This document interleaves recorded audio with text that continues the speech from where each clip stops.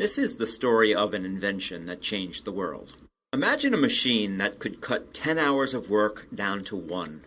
A machine so efficient that it would free up people to do other things, kind of like the personal computer. But the machine I'm going to tell you about did none of this. In fact, it accomplished just the opposite.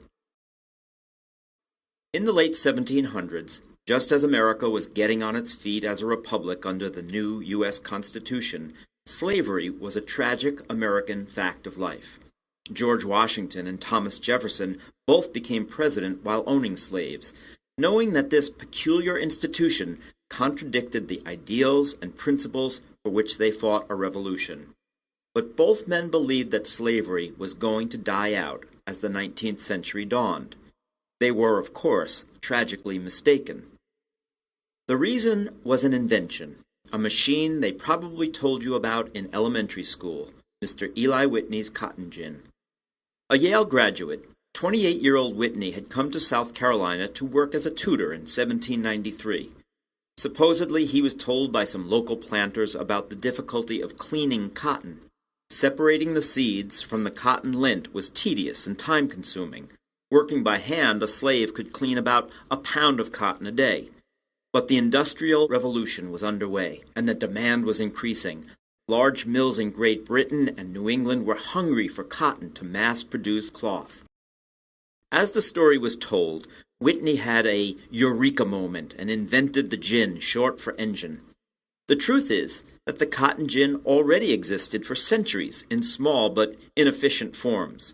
In 1794, Whitney simply improved upon the existing gins and then patented his invention, a small machine that employed a set of combs that could separate seeds from lint mechanically as a crank was turned. With it, a single worker could eventually clean from 300 to 1,000 pounds of cotton a day.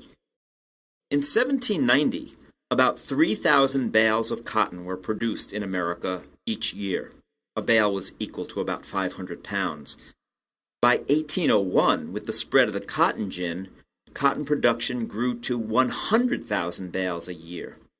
After the disruptions of the War of 1812, production reached 400,000 bales a year. As America was expanding through the land acquired in the Louisiana Purchase of 1803, yearly production exploded to 4 million bales. Cotton was king. It exceeded the value of all other American products combined, about 3/5 of America's economic output. But instead of reducing the need for labor, the cotton gin propelled it, as more slaves were needed to plant and harvest king cotton. The cotton gin and the demand of Northern and English factories recharted the course of American slavery. In 1790, America's first official census counted nearly 700,000 slaves. By 1810, 2 years after the slave trade was banned in America, the number had shot up to more than 1 million. During the next 50 years, that number exploded to nearly 4 million slaves in 1860, the eve of the Civil War. As for Whitney, he suffered the fate of many an inventor. Despite his patent, other planters easily built copies of his machine or made improvements of their own. You might say his design was pirated. Whitney made very little money from the device that transformed America. But to the bigger picture and the larger questions, what should we make of the cotton gin? History has proven that inventions can be double-edged swords. They often carry unintended consequences. The factories of the Industrial Revolution spurred innovation and an economic boom in America. But they also depended on child labor and led to tragedies like the Triangle Shirtwaist Fire that killed more than 100 women in 1911. Disposable diapers made life easy for parents, but they killed off diaper delivery services.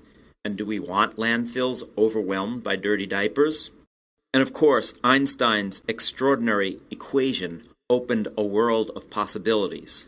But what if one of them is Hiroshima?